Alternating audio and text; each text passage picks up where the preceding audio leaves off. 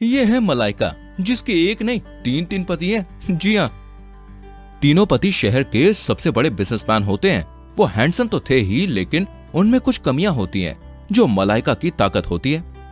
पहला पति वीरेन अंधा होता है, दूसरा पति रमन बहरा होता है और तीसरा पति यश गूंगा। लेकिन पैसा तीनों के पास करोड़ों का होता है। वीरेन जी, ये लीजिए आपका कंबल, अब सो भी जाइए, कितनी रात हो गई है। नहीं मलाइका मेरी जान, आज मुझे नींद ही नहीं आ रही है। आज रात भर जागकर कुछ मजेदार करने का इरादा है मेरा। ओफो, आप भी ना बहुत नोटी होते जा रहे हैं दिन ब दिन। अंधा वीरेन मलाइका संग रोमांस करने लगता है। तभी मलाइका के दूसरे बहरे पति रमन का वीडियो कॉल आता है।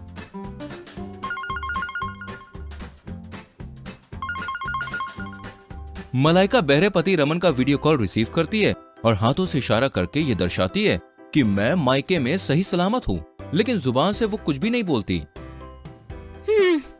हाँ भैया बोलो ना, मम्मी कहाँ है? आपकी आवाज नहीं आ रही है। Hi baby. भैया आप नींद में हो लगता है, मैं आती हूँ कल और 3 से 4 दिन के लिए आऊंगी इस बार। रमन को मलाइका ने जो बोला वो कुछ भी समझा नहीं और वीरेन अंधेपन के कारण रमन को देख ही नहीं पाता। लेकिन जानू, ये तुम्हारा भाई है? बेबी किसे कह रही थी तुम? वो दरअसल मेरे घर पर मुझसे सब प्यार से बेबी कहकर पुकारते हैं, इसलिए। अच्छा। इस तरह मलाइका वीरेन को तो निपटा लेती है और अगले दिन सूटकेस लेकर रमन के घर चली जाती है। आ गई तुम sweetheart, I love you darling. Malaika भी इशारे से ये बताती है कि वो भी उससे बहुत प्यार करती है और मम्मी की तबीयत ठीक है और 4 दिन बाद फिर से मायके जाना होगा। कोई बात नहीं बेबी, तुम्हारी मम्मी की तबीयत सबसे ज्यादा जरूरी है। तुम 4 दिन आती हो, उसी में सब कुछ दे जाती हो मुझे। आज शाम को हम डेट पर जाएंगे, कोई हॉट सी ड्रेस पहनना। मलाइका इशारा करके कहती है।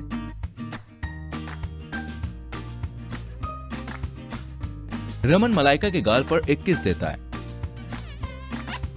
शाम में वो दोनों डेट पर जाते हैं, जहाँ पर मलाइका का तीसरा पति यश भी मौजूद होता है, जो गूंगा होने के कारण कुछ भी बोल नहीं पाता। फैल गया रायता, अब मैं क्या करूं? इस बहरे रमन के सामने ये गूंगा यश आ गया है।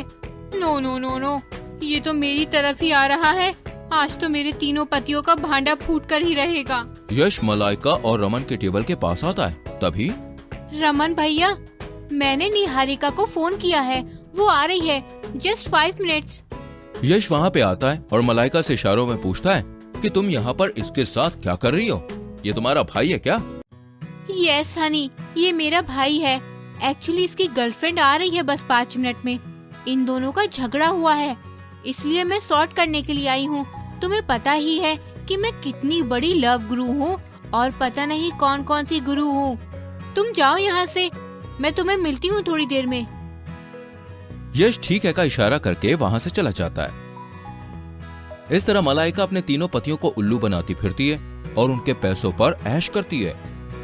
लेकिन एक दिन जब मलाइका पार्टी करके घर आती है, तभी तीनों पतियों को साथ में देखकर उसकी तो हवाइयां उड़ जाती हैं और वहाँ खड़ी होती है उसकी सास राजश्री देवी। ओए कलमुही चुड़ैल, बहुत खून चूस लिया तूने मेरे बेटों का। मैंने इतने साल लंदन में रहकर अपने तीनों बेटों के पीछे पहली बार जासूस लगवाए, क्योंकि निजी झगड़ों के कारण तीनों अलग रहते हैं और मुझे पता चला कि मेरी बहू के तो 3 पति हैं और वो भी मेरे तीनों बेटे। अब तेरा खेल खत्म। नहीं। मलाइका को पुलिस गिरफ्तार करती है और उसके सारे किए किराए पर पानी फिर जाता है। अमीर वर्सेस गरीब का रक्षाबंधन।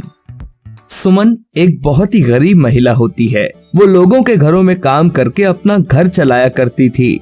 एक बार की बात है, रक्षाबंधन का त्योहार आता है, लेकिन सुमन का कोई भी भाई नहीं था, जिस कारण वो इस बात से परेशान होती है कि वो किसे राखी बांधेगी। वहीं अरे ओ सुमन, क्या कर रही है? जल्दी जल्दी हाथ चला और हाँ, ये काम करके जा मार्केट से राखी लेते आना। आज रक्षाबंधन है ना, तो मेरे भैया शाम को आने वाले हैं, उन्हें राखी बांधनी है। ठीक है दीदी, मैं जल्दी से काम निपटा कर जाती हूँ। फिर सुमन जल्दी जल्दी काम करके मार्केट जाती है। अरे ओ राखी वाले, ये राखी कैसे दिए? 500 की है।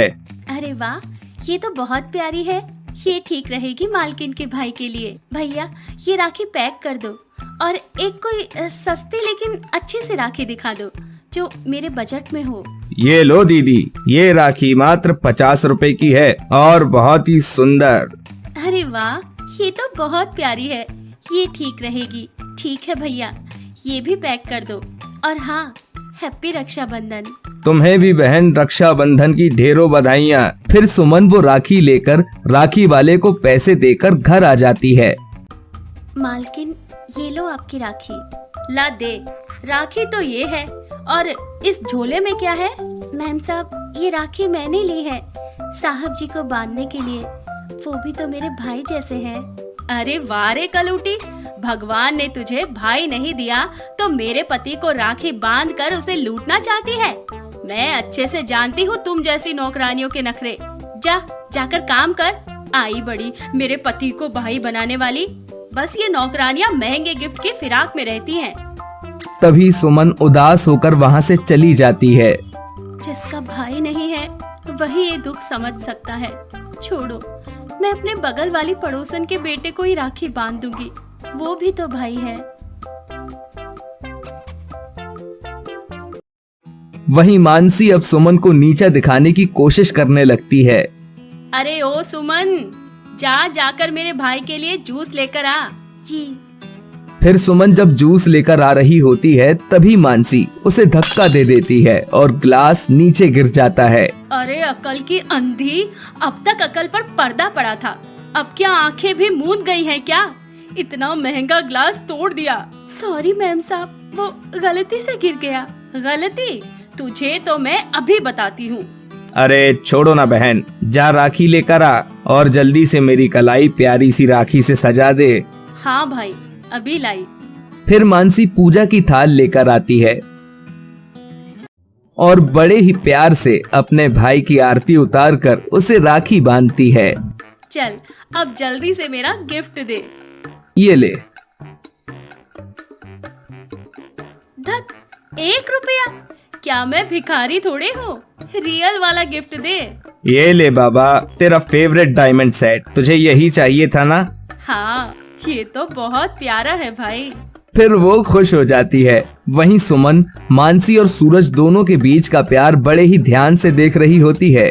तभी रेहान भी वहाँ आ जाता है और तीनों बैठकर बातें करने लगते हैं। अरे ओ सुमन मैडम, अब क्या खाना भी मैं ही लगाऊं? बैठकर बस निहारे जा रही है। हमारी जोड़ी को नजर लगाना चाहती है ना? जाकर खाना लगा। फिर सुमन चुपचाप जाकर खाना लगाने लगती है। मैम साहब, खाना लग गया। चलिए सब खाना खा लीजिए। फिर सभी खाना खा ही रहे होते हैं कि तभी रेहान को एक कॉल आता है। हाँ राजू, बोल। सर, आपकी फैक्ट्री में आग लग गई और सब कुछ जल के राख हो गया। बस इतना सुनते ही रेहान परेशान हो जाता है। क्या हुआ जी? क्या हुआ जीजू? Everything is fine. तभी रेहान उन्हें सारी बात बताता है। अब तो हम लुट गए, हमारे पास कुछ भी नहीं बचा। एक पल में हम आसमान से जमीन पर आ गए। अजी चिंता ना करो, सूरज है ना, सूरज हमारी हेल्प करेगा। क्यों सूरज, हेल्प करेगा ना भाई? तभी सूरज अटपटा जाता है। दीदी मैं घर जाता हूँ, जानवी मेरा वेट कर रही होगी और लेट भी हो रहा है। अरे लेकिन सुन तो। तभी सूरज जल्दी से वहाँ से चला जाता है। तभी सुमन अपने गले और हाथ में पहना हुआ गहना उतार कर देते हुए, मैम साहब ये लो, ये गहने, इससे आपको कुछ तो मदद हो ही जाएगी। तभी एक नौकरानी का इतना निस्वार्थ प्यार देखकर मानसी को अपने पर बहुत शर्मिंदगी महसूस होती है।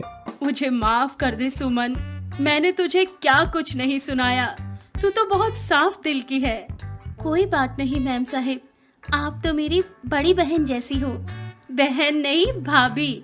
अब राखी नहीं बांधेगी मेरे पति को? जा जल्दी लेकर आ। फिर सुमन खुशी खुशी रेहान को राखी बांधती है और उसका रक्षाबंधन पूरा हो जाता है।